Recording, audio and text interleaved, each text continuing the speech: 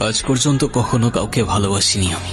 এখন যখন ভালোবেসে ফেললাম তখন থেকে ওর হাসি, ওর পাশে দাঁড়ানো মানুষগুলো যেন মনে হয় ওরা সবাই আমার জায়গা দখল করে নিচ্ছে। আমি চাই না কেউ ওর এত কাছে যাক, আমি চাই না কেউ ওকে এভাবে ছুঁয়ে দিক।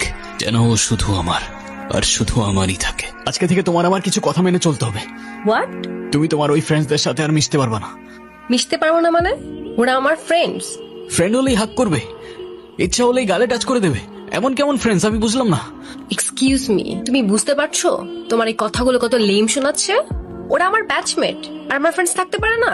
না পারে না, সব ফ্রেন্ডস এর কোনো দরকার নেই। না মানে তুমি বললার হয়ে গেল? কই এতদিন তো তোমার কোনো প্রবলেম হয় নাই। এতদিন হয় নাই, আজ হচ্ছে।